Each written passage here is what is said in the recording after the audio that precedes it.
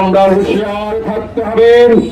দাওয়াতের নামে মানুষ হত্যা, দাওয়াতের নামে আমাদের বাংলাদেশে বিশৃঙ্খলা, দাওয়াতের নামে মসজিদের মধ্যে বসে ষড়যন্ত্র আমরা সহ্য করতে পারি না। সম্মানিত ভাইরা আমার, আমি বর্তমান অন্তর্বর্তীকালীন সরকারের কাছে বিনীত আহ্বান জানাবো। আপনারা ইতিমধ্যে সচক্ষে দেখেছেন তারা ভোর রাতে ওলামায়ে ইকরামদের উপরে অরিজিনাল যারা হকপন্থী তাবলীগ ওলামায়ে ইকরামদের নেতৃত্বে যারা পরিচালিত হয়ে আছেন সেই তাহাজ্জুদের সময় ওলামায়ে ইকরামদের উপর আক্রমণ করেছে, ঠিক কিনা?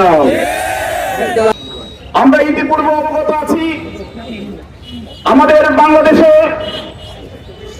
তাবলীগের নামে মোবারক মেহনত, বিশ্বব্যাপী মেহনত অত্যন্ত শান্তিপূর্ণ ভাবে চলতেছিল।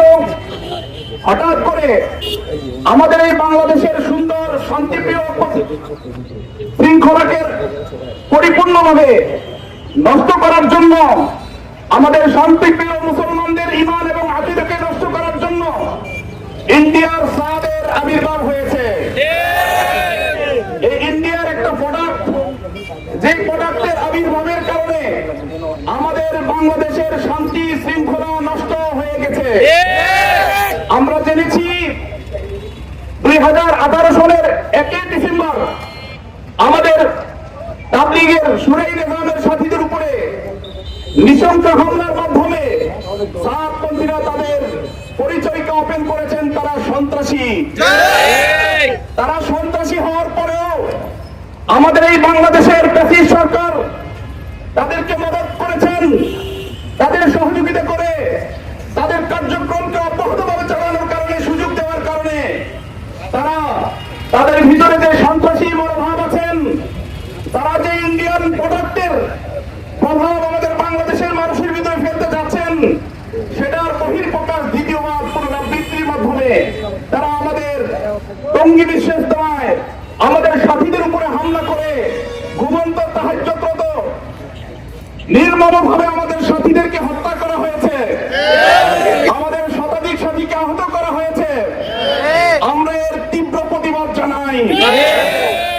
আমরা বাংলাদেশের অন্তর্বর্তীকালীন সরকারকে দৃষ্টি আকর্ষণ করে বলছি, অনতিবিলম্বে যদি এই খুনিদের ফাঁসি কার্যের মধ্যে তাদেরকে দাঁড়ানো করানো হয়, তাদের সমস্ত কার্যক্রম যদি বাংলাদেশে বন্ধ ঘোষণা না করা হয়, তাহলে আমরা তাওহীদি জনতা কোনোভাবে আমাদের ঈমানকে রক্ষা করার জন্য আমরা ঘরে বসে থাকবো না। সাতপন্থীদের সমস্ত কার্যক্রম সারা বাংলাদেশে বন্ধ ঘোষণা করতে হবে। সাতপন্থীদের সমস্ত কার্যক্রম লক্ষ্মীপুর জেলায় বন্ধ ঘোষণা করতে হবে। আমাদের শরীরে যতক্ষণ পর্যন্ত রক্ত আছে,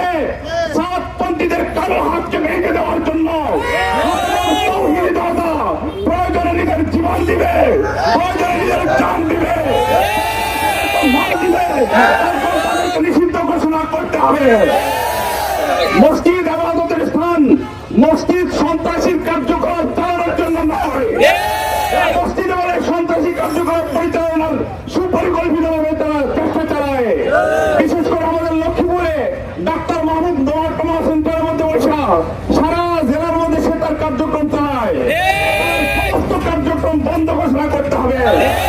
আমরা ইতিপূর্বে প্রশাসনকে জানিয়েছি, আমরা স্মারকলিপি প্রদানের মাধ্যমে অবগত করেছি।